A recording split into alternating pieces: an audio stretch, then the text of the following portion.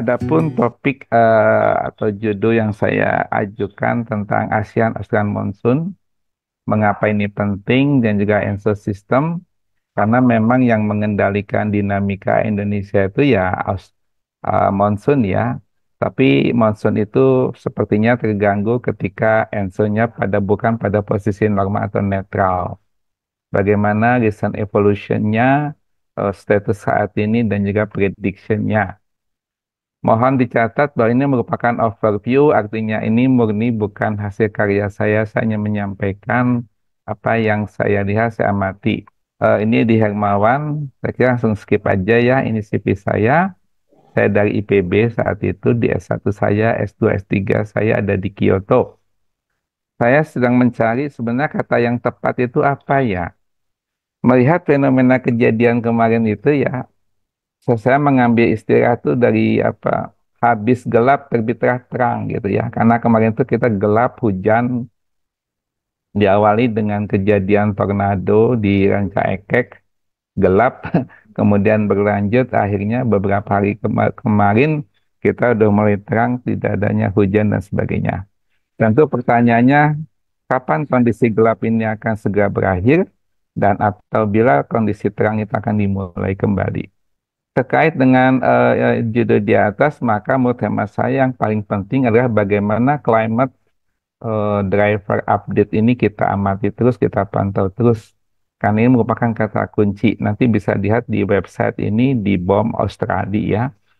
Saya biasanya mengawali dengan satu pertanyaan riset berbasis hasil analisis climate driver terkini tentunya. Mampukah ini dijelaskan mekanisme curah hujan ekstrim yang bersamaan dengan hadirnya rob terutama sepanjang pantai utara Jawa. Jadi saya fokus kepada apa yang terjadi belakangan ini, terutama setelah gini.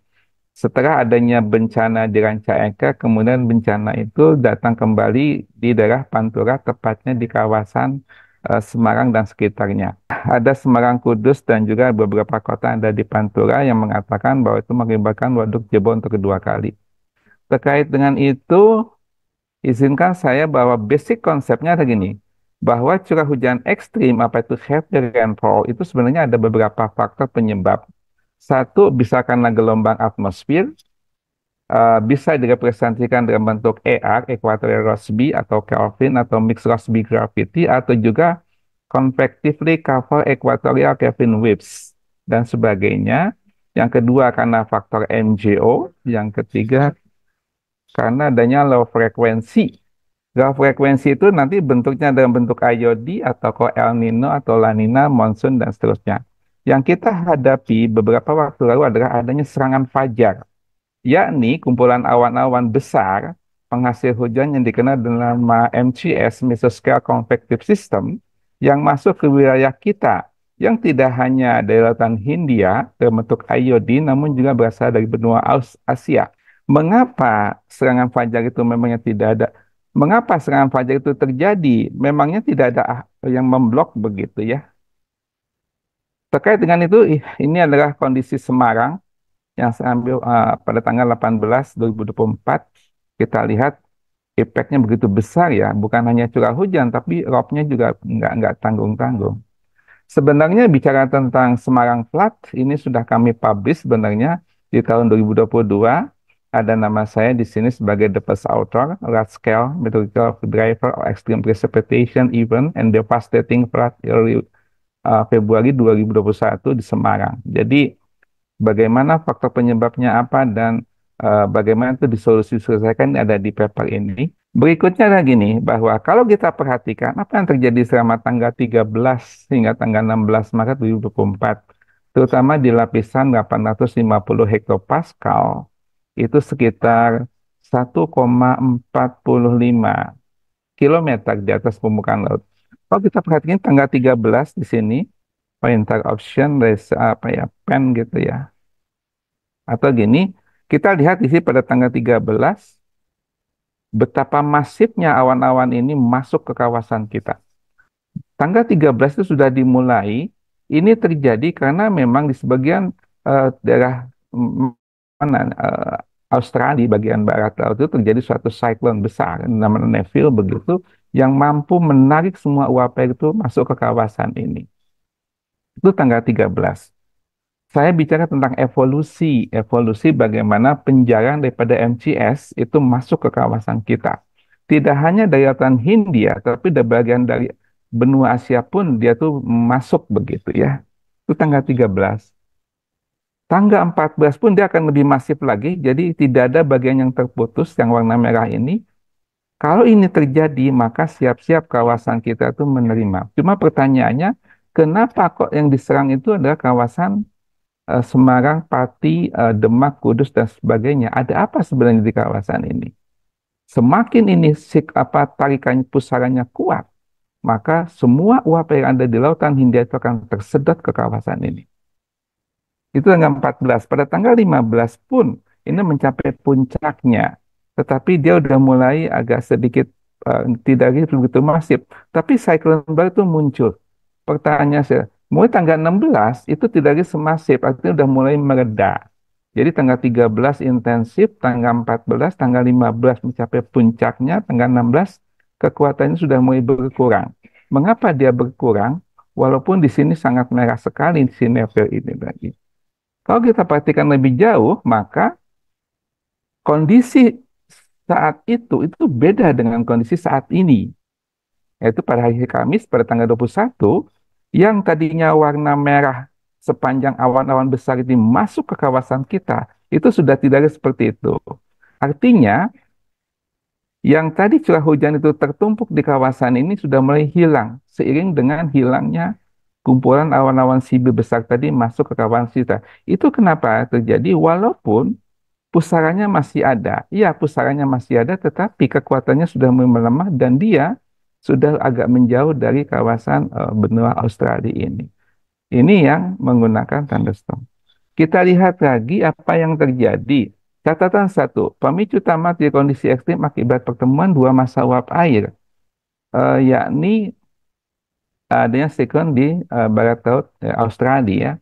Jadi gini, apa yang tadi itu terjadi ternyata itu bisa dideteksi dengan baik itu menggunakan namanya Southern Annular Mode SAM Daily Index. Kita lihat apa yang terjadi bahwa ada perubahan signifikan ketika dari nilai 0 menuju fase negatif, di mana dia mencapai puncak negatifnya itu sekitar tanggal 15. Jadi konsisten dengan apa yang terjadi. Kenapa saya menggunakan SAM? Karena memang SAM ini bisa mewakili untuk kawasan yang ada di Australia. Tetapi dampaknya ke kawasan kita di Indonesia. Catatan kedua, apakah tidak ada peran yang lain? Mengingat MCS itu cukup banyak atau besar terjadi. Satu basis M. Yang kedua, kalau kita berbasis yang warna biru ini adalah kondisi MJO. Jadi pada tanggal 13, ketika itu terjadi, itu fase aktifnya itu ada di kawasan maritim kontinen. Tanggal 14 pun demikian. Tanggal 15 dia sudah mulai meninggalkan kita. Maka otomatis di Indonesia setelah tanggal 15 itu kawasan kita sudah mulai tidak ada hujan lebat. Jadi mulai dari masuk ke fase 4, fase 5, maritim kontinen ini kita ini hujan lebat. Dan saya baru pertama kali menemukan bahwa warna biru itu begitu besar. Artinya apa? Kumpulan awan CB itu memang kuat. Jadi MJ itu kuat. Kalau diprediksi tanggal 21 terjadi hujan ekstrim di Indonesia, menurut saya tidak. Karena pada tanggal 21 itu sudah menuju fase 8. Sudah jauh meninggalkan kawasan kita. Jadi tidak mungkin terjadi kondisi ekstrim pada saat ini. Juga hari-hari mendatang.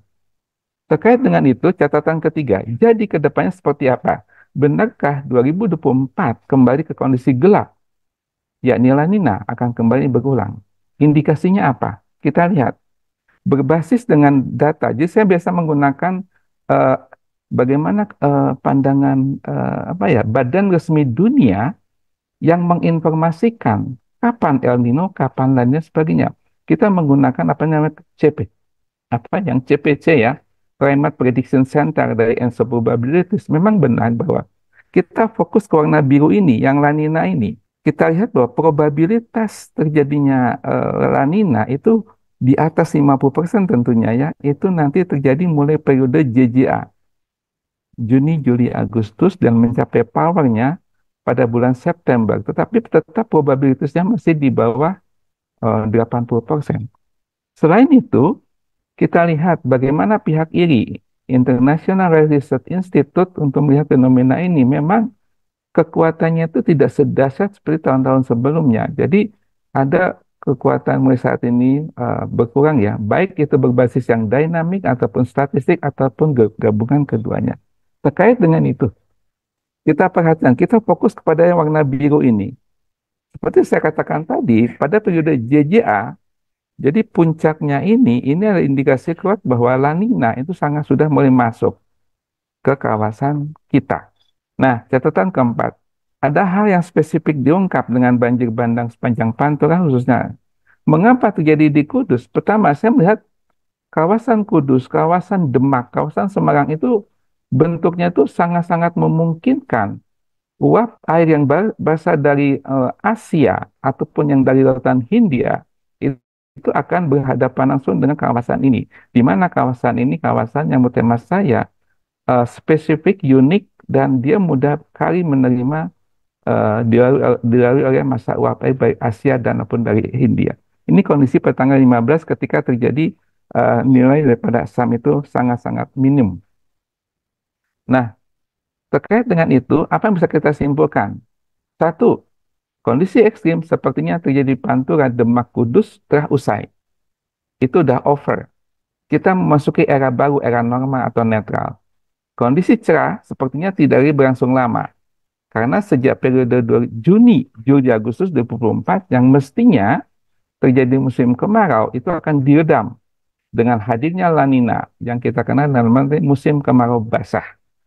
Ya, perlu diantisipasi lahirnya La Nina, terutama kawasan sentra pangan, waduk, sepanjang Pantura. Update terus informasi terkini khususnya tentang low frequency variability, baik itu MJO, IOD, monsoon, atau gabungan atau interaksi dari ketiganya ini.